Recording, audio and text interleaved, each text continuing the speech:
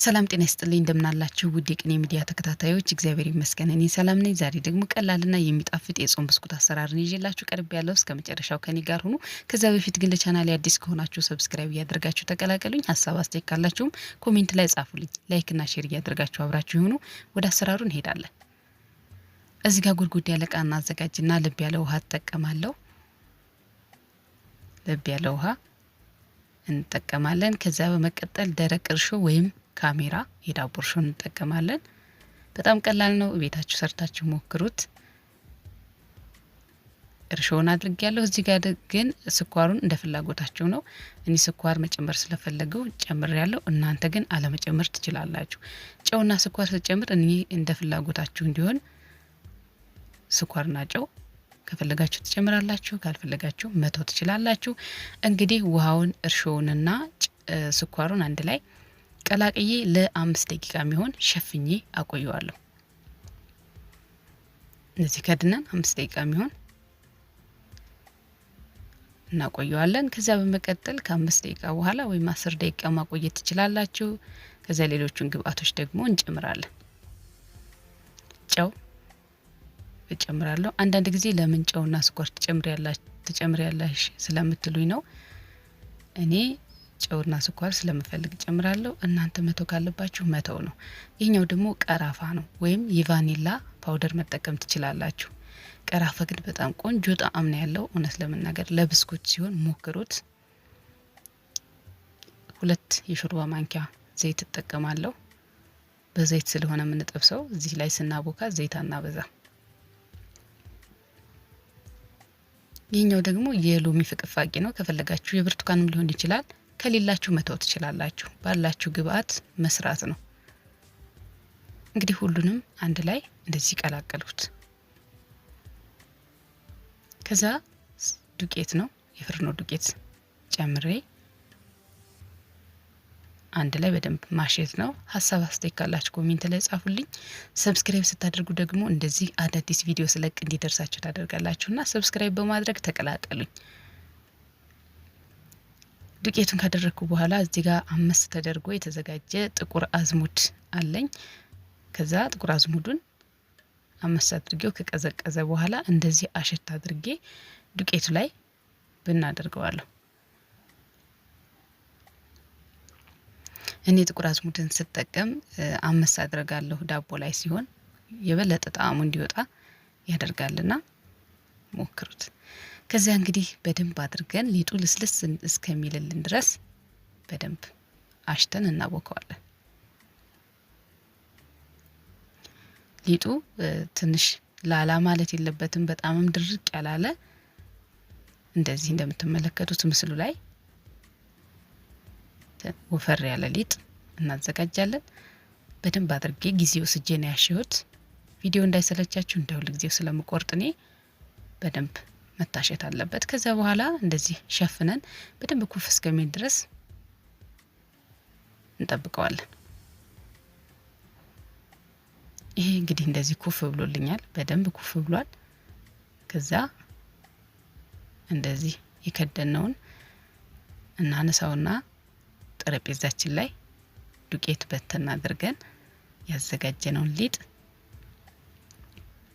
ጠረጴዛው ላይ እንገለብጣለን። በጣም ቀላል ነው። እውነት ለመናገር ማናችሁ መስራት ትችላላችሁ። ነገር ግን የሚጣፍጥና ቆንጆ የሚያምር ቅርጽ ያለው ብስኩት ነው እየሰራው ያለሁትና ላይክ እያደረጋችሁ ደግሞ እናንተ ቪዲዮ ለሌሎች እንዲደርስ አድርጉ።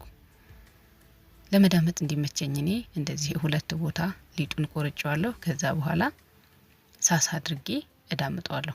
ክሮሰንት እንደምንሰራው አድርገን ነው የምንሰራው፣ ግን ደግሞ የጾም ነው። በዛ ላይ ቀላል ነው። እንደዚህ ሳሳ አድርጌ ሊጡን እዳምጠዋለሁ።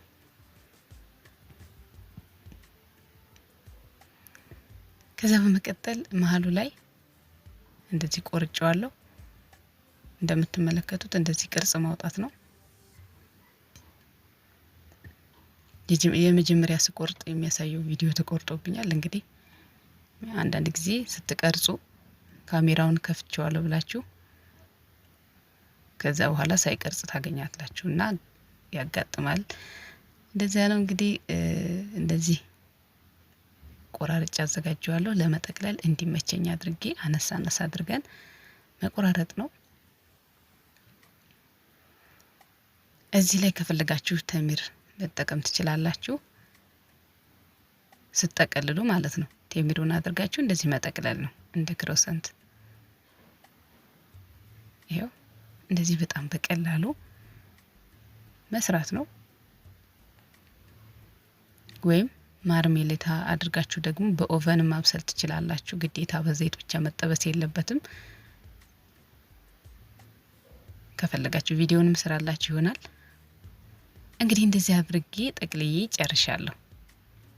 በጣም ቆንጆ የሚያምር ቅርጽ አድርጌ ጠቅልዬዋለሁ። ከዛ በመቀጠል ዘይት እዚህ ጋር እያሞቀው ነውና ዘይቱን መሞቁን ትንሽ በሊጥ እንደዚህ ቼክ እናደርጋለን። ከዛ በኋላ ያዘጋጀነውን ብስኩት ዘይት ውስጥ አድርገን መጥበስ ነው። እንደዚህ በጣም ቀላል ነው። ማናችሁ መስራት ትችላላችሁ። ለልጆችም ለአዋቂም ይሆናል። አንዳንዶቻችሁ በነጭ ስንዴ ለምን ትሰሪያለሽ? ጥሩ አይደለም ለጤና ትላላችሁና ግን ያው ማትፈልጉ ከሆነ አለ መስራት ትችላላችሁ። ማለት ያው የሚሰራው በስንዴ ወይም በፍርኖ ዱቄት ስለሆነ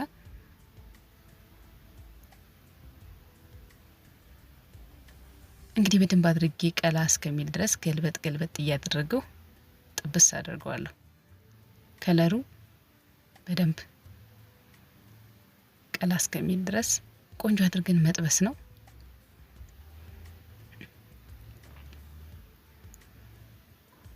አያችሁት? እየደረሰልኝ ነው። ያው ከዚህ በላይ ይበቃዋል። ከዛ ማጥለል ነው። ዘይቱን ለማጥለያ ከፈለጋችሁ ሶፍት የኪችን ጨርቅ ንጹህ ካለ በዚያ ማጥለል ትችላላችሁ። እንደዚህ እንግዲህ እኔ እያወጣው ንጹህ ጨርቅ ላይ አደርጋለሁ። በጣም ቀላል ነው። እንደዚህ የሚያምር የሚጣፍጥ ብስኩትን ሰርታችሁ ሞክሩት። በዚያ ላይ የጾም ነው። ላይክ እያደረጋችሁ ደግሞ ለሌሎች ቪዲዮ እንዲደርስ አጋሩ። እንግዲህ እንደዚህ ቆንጆ አድርጌ ሰርቼ ጨርሻለሁ። በጣም ነው የሚጣፍጠው። የቀራፋው ሽታ ከቫኒላ ይልቅ ቀራፋ ብትጠቀሙ በጣም ቆንጆ ነው። እንግዲህ እንደዚህ አድርጌ የዛሬውን ቪዲዮን ሰርቼ ጨርሻለሁ። ስለተከታተላችሁኝና ስለምሰጡኝ ሀሳብ አስተያየት ሁሉ ከልብ አድርጌ አመሰግናለሁ። መልካም ጊዜ እንዲሆንላችሁ ተመኘው። ቻው።